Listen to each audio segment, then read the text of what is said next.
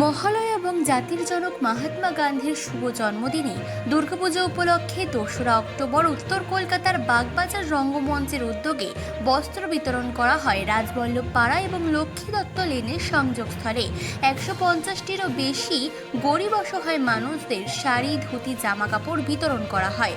বাগবাজারের রঙ্গমঞ্চের secretary Byomkesh Ghosh, ৮ নম্বর ওয়ার্ডের পৌরমাতা পূজা পাজা, city কেবলের কর্ণধর তিনকড়ি দত্ত মহাশয়, চিত্র পরিচালক শ্যামল বোস, ডক্টর এস.কে দাস, সুস্মিতা রায়, শুভময় দা এছাড়াও আরও অনেক বিশিষ্ট অতিথিবর্গ সেখানে উপস্থিত ছিলেন।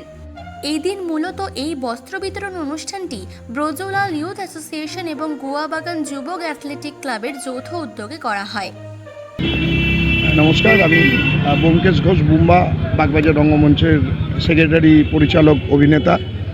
আমার উদ্দেশ্য ছিল যে শুধু তো নাটকে সীমাবদ্ধ থাকলে হবে না, আমাদের গ্রুপটাকে নিয়ে। তাই আমরা ব্লাড ডোনেশন থেকে শুরু করে ট্রি প্ল্যান্টেশন থেকে শুরু করে এখন বস্ত্র বিতরণ আজকে আমরা শেষ করলাম। বস্ত্র বিতরণে ধরুন আমরা মহিলাদের শাড়ি এবং পুরুষদের গেঞ্জি, বাচ্চাদের গেঞ্জি, পুরুষদের হাফ পাঞ্জাবি, যেটা আমি পরে আছি এটাই দিয়েছি। কারণ আমি এই পাঞ্জাবিটা পরে থাকার উদ্দেশ্য হচ্ছে একটাই, যে এই পাঞ্জাবিটা আমি দিচ্ছি সবাইকে, ওই জন্য আমি নিজেই পরে আছি। কারণ আমি একটা নিজে কিনে আগে পরেছি, যদি দেখেছি কমফোর্টেবল তবেই আমি কিনেছি। যে কোনো জিনিস দিয়ে দিলেই তো হয় না। তা এইভাবেই আমরা এগোতে চাইছি। আপনারা আমাদের পাশে থাকুন। আমাদের কিছুক্ষণ আগে এখানে অনুষ্ঠান শেষ হয়েছে, কিছুক্ষণ আগেই উপস্থিত ছিলেন আমাদের ৮ নম্বর ওয়ার্ডের পৌরমাতা শ্রীমতী পূজা পাজা মহাশয়া। উনি আমাদের বিশেষভাবে সমর্থন করেছেন। এই যে রাস্তায় আমরা অনুষ্ঠানটা করছি বা আরও কিছু লোকজন, ওনাদেরও আজকে একটা বড় অনুষ্ঠান ওখানে চলছে মনে হয় এখনও।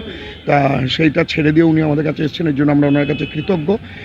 এখন যা পরিস্থিতি, এই পরিস্থিতিতে আমাদের সকলেরই একজোট হয়ে যে কোনো নাটকের গ্রুপ বলুন, আমি নাটক করি বলে নাটকের গ্রুপকেই বলছি। কারণ নাটকের গ্রুপ শুধু নাটক করে সীমাবদ্ধ থাকলে হবে না। নাটকে লোকশিক্ষা হয়, সেটা আমাদের ঠাকুর বলে গেছেন, অবশ্যই লোকশিক্ষা হয়। তা নাটকের লোকশিক্ষা, নাটক দেখার লোক খুব কম। ভালো কাজও আমরা করি, আপনারাও করেন, সবাই করেন, কিন্তু নাটকে কি ফুল হাউস দর্শক খুব কম গ্রুপ থিয়েটারই আমরা পাই।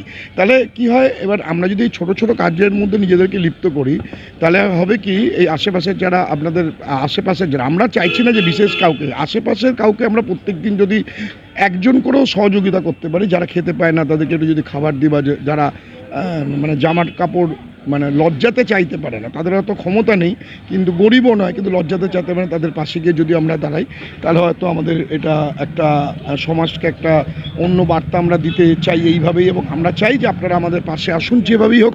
আপনারা যদি আমাদের সাথে সহযোগিতার হাত বাড়ান, আমরা নিশ্চয়ই আরও বড় হব। এবং আরেকটা অনুরোধ সরকারের কাছে, আমাদের মুখ্যমন্ত্রী মমতা ব্যানার্জির কাছে, শ্রীমতী মমতা ব্যানার্জির কাছে, যে আমরা কোনো গ্র্যান্ট এখন অবধি পাই না। আমরা গ্র্যান্টের জন্য আবেদন করব।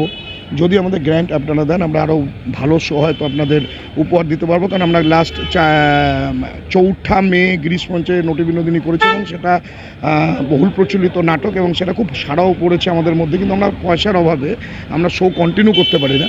যদি আপনারা আমাদের কিছু সহযোগিতা করেন, অন্যান্য গ্রুপ থিয়েটারের মতো, আমরা আরও বড় জায়গায় হয়তো যেতে পারবো। এবং আমরা সবসময় চাই যে সমস্ত লোকদের নিয়ে, সমস্ত শ্রেণীর লোকদের নিয়ে কাজ করতে, পথ চলতে।